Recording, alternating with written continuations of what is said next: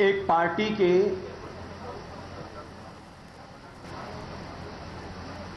जिनके उपमा के लिए किसी शब्द का उपयोग करना भी उस शब्द का तिरस्कार जैसा लगता है,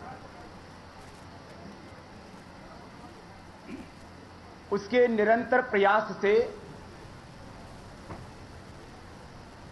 एक अच्छा काम हुआ है। हमारे श्रद्धेय गुरुदेव स्वामी शंकरदेव जी महाराज की गुमशुदगी को लेकर के उत्तराखंड सरकार ने सीबीआई जांच की सिफारिश की है। हम अपने दिव्योग मंदिर ट्रस्ट, पतंजलि योगपीठ ट्रस्ट, भारत स्वाभिमान आंदोलन की ओर से इस जांच का स्वागत करते हैं और यह जांच एक ही मामले तक ना सिमट जाए, क्योंकि श्रद्धेय आचार्य बालकृष्ण जी के पीछे अलग से सीबीआई लगानी पड़ती है। गुरु जी को ढूंढने के लिए कम, मैं तो अखबार देख रहा था, बाबा रामदेव के पीछे लगेगी सीबीआई। मैंने कहा भाई मैंने कौन सा पाप कर दिया? तो हम प्रधानमंत्री और राष्ट्रपति को पत्र लिख करके ये गुजारिश करेंगे कि सुप्रीम कोर्ट के सिटिंग जज की निगरानी में एक जांच आयोग बन जाए जो श्रद्धेय आचार्य बालकृष्ण जी, स्वामी रामदेव और हमसे जुड़े हुए जितने भी ट्रस्ट और उनकी सामाजिक, सांस्कृतिक, आर्थिक गतिविधियां और हमारे सात्विक राजनीतिक हस्तक्षेप से लेकर के जितने भी प्रश्न हमसे जुड़े हैं, सब की जांच हो जाए। रोज की रोज झूठ बोल करके, षड्यंत्र करके इस पूरे आंदोलन को बदनाम करना, सीबीआई जांच निष्पक्ष हो, इसके लिए भी हम मीडिया के माध्यम से फिर से एक बार आवाज उठाना चाहते हैं, क्योंकि आज तक का सीबीआई का इतिहास इस बात के लिए साक्षी रहा है कि निष्पक्ष जांच शायद 1% की होगी, जिसमें 99% घोटाले हुए हैं। जिस सीबीआई को जांच की जरूरत है, जिस सीबीआई के ही इलाज की जरूरत है, जिस सीबीआई को स्वायत्त करने की आवश्यकता है, उसकी जांच निष्पक्ष होगी ऐसा सामान्य रूप से लोगों का मानना नहीं है। लेकिन अपवाद रूप में इस मामले में हमारे श्रद्धेय गुरुजी की वो तलाश करती है, इससे बड़ी बात हमारे लिए कुछ भी नहीं हो सकती है। किसी भी सरकार की ये जिम्मेदारी है, ये कर्तव्य धर्म है कि जांच करके पीड़ित व्यक्ति को न्याय दिया जाए। हमारे श्रद्धेय गुरुदेव की गुमशुदगी होने के बाद हमने तुरंत रिपोर्ट कराई और सीबीआई जांच से पहले ही सीबीआई जांच के नाम पर जो झूठ बोले गए और उसमें एक चैनल ने भी गैर जिम्मेदाराना आचरण करते हुए एक ब्लैकमेलर पुष्प शर्मा नाम के आपराधिक किस्म के पत्रकार, नहीं मैं तथ्य दूंगा इस बात के, और उस ब्लैकमेलर का, आपराधिक किस्म के उस पुष्प शर्मा नाम के पत्रकार का, जो अपने आप को पत्रकार कह देता है, उससे पत्रकार बिरादरी का भी अपमान होता है। एक चैनल पर कहा जाता है कि हम स्टिंग ऑपरेशन चला रहे हैं। स्टिंग ऑपरेशन सलमान खुर्शीद के खिलाफ भी एक चैनल ने चलाया, सारे देश ने उसका स्वागत किया, हमने स्वागत किया है। ऐसे स्टिंग ऑपरेशन होने चाहिए, हमारे बारे में करें, हम स्वागत करेंगे। लेकिन एक कांग्रेस के महासचिव के साथ मिलकर के ये प्रचारित करना कि और मुख्यमंत्री झूठ बोलता है, इससे बड़ी और शर्म की बात क्या हो सकती है। मुख्यमंत्री कहता है हमने संतों की सिफारिश से सीबीआई जांच की।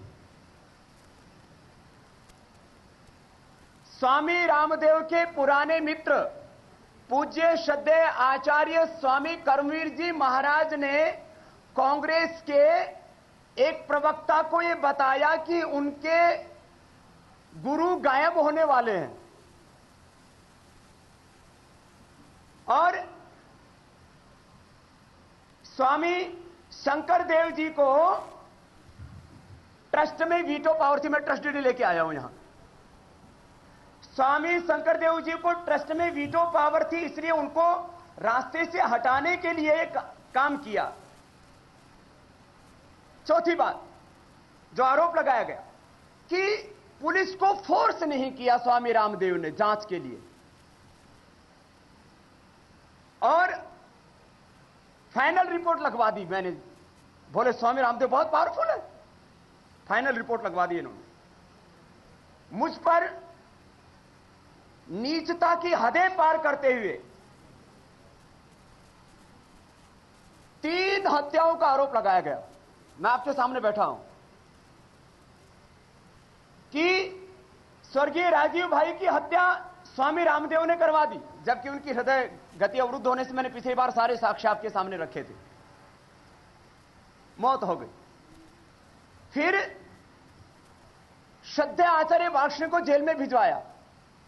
फिर वहां इस कांग्रेस के बिगड़ैल महासचिव बयान देते हैं कि आचार्य बालकृष्ण जी की हत्या करवा सकते हैं स्वामी रामदेव जेल में। वो इस देश की बहुत बड़ी धरोहर है। पहले उनको रोज गालियां देते थे, जेल में उनकी हत्या कराने का षड्यंत्र था और हत्या करा के स्वामी रामदेव का नाम लगा दो। फिर मेरे गुरु की गुमशुदगी का आरोप मुझ पर लगाया कि गुरु शिष्य विवाद था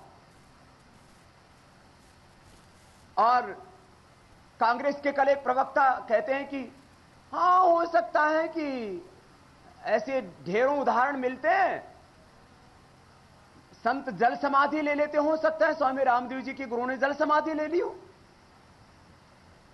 मैं बात संक्षेप में एक एक बात का उत्तर देना चाहता हूं। संतों ने सिफारिश नहीं की सीबीआई जांच की। सीबीआई जीप घोटाले से लेकर के जीजाजी घोटाले तक सीबीआई जांच करो ना।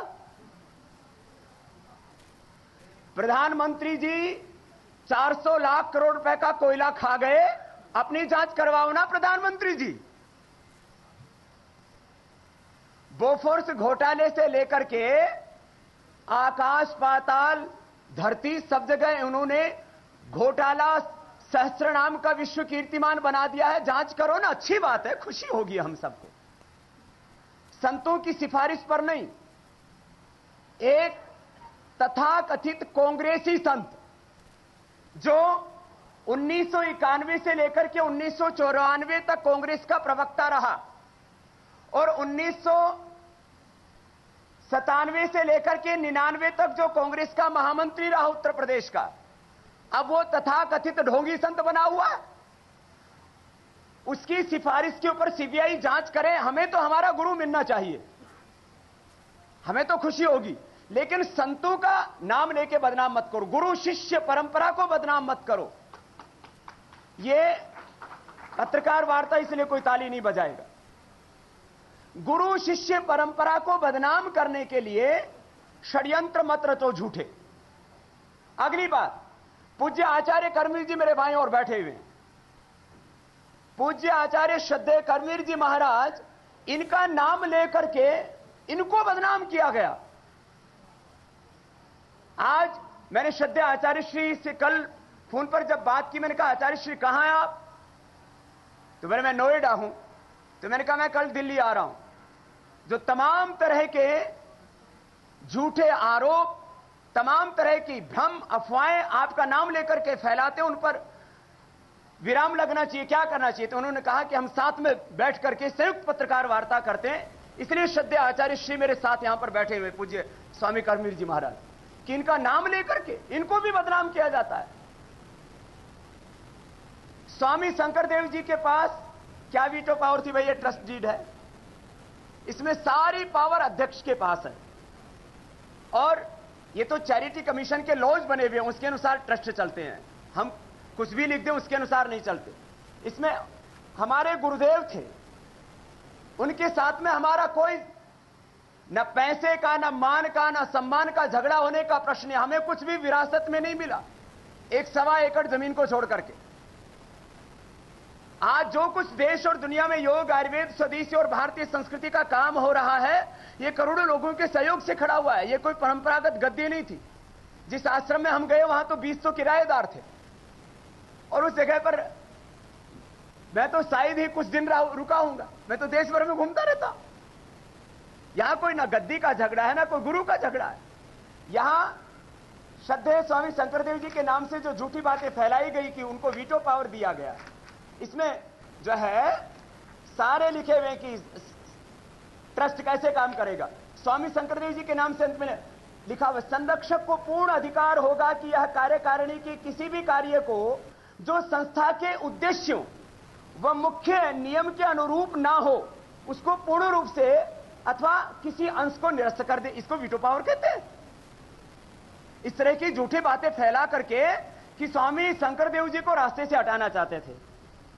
अरे हमारे और हमारे गुरुदेव के यदि कोई विवाद होते तो कहीं तो किसी तक तो ये खबर जाती। मैंने जिन 2 गुरुओं से शिक्षा ग्रहण की है, श्रद्धेय आचार्य प्रद्युम्न जी, श्रद्धेय आचार्य बलदेव जी, वो जिंदा है। स्वामी शंकरदेव जी महाराज जो हमारे गुरुदेव, उनके मित्र सब जिंदा है। कभी हमारा एक बार भी कहीं ऊंची आवाज में भी बात नहीं हुई और उसको इस तरह से प्रस्तुत करना, यह घोर अन्याय है, यह पाप है, यह घिनौना काम है, यह ओछी हरकत है। अगली बात, यदि हमारा गुरुजी का कोई विवाद होता तो वो तो मैंने कहा 1.25 एकड़ जमीन है। आज ट्रस्ट के पास में सैकड़ों एकड़ जमीन है, तो हम नया ट्रस्ट बना लेते। उस ट्रस्ट में हम गतिविधियां क्यों करते? या हमारे और गुरुजी के बीच में कोई विवाद होता, कहीं तो किसी के पास तो खबर होती। अगली बात कहते हैं कि दबाव डाल करके केस बंद करवा दिया गया। ये सारी फाइल मैंने आपको पिछली बार भी दिखाई। मार्च महीने में 14 या 15 तारीख को कांग्रेस सरकार ने शपथ ली थी उत्तराखंड में। कांग्रेस सरकार आने के बाद यह जांच बंद की गई। भाई क्या माता सोनिया गांधी जी के साथ हमारी कोई रिश्तेदारी है? अब तो उनको हम फूटी आंखों नहीं सुहाते। जब कांग्रेस सरकार ने जांच बंद की है और आरोप हम पर लगाते हैं कि बाबा ने दबाव डाल करके जांच बंद करा दी, क्या आदरणीय विजय बहुगुणा जी मेरे दाम मानते हैं? क्या आदरणीय सोनिया गांधी जी या राहुल गांधी जी या मनमोहन, उनके हम मन को भाते? यदि वो भाते तो काला धन ले आते, भ्रष्टाचार मिटा देते, जिसके लिए हम लड़ रहे हैं वो सब करके ही दे देते। हमारा इतना ही दबाव मानते। कांग्रेस ने जांच बंद करवाई 6 साल के बाद और आरोप हम पर लगाया जाता है। और अगली बात जो है, ये तो मैंने जांच की बात कही। ऐसी घिनौने हरकतें करते हैं कि बाबा रामदेव ने अपने गुरु को रास्ते से हटा दिया।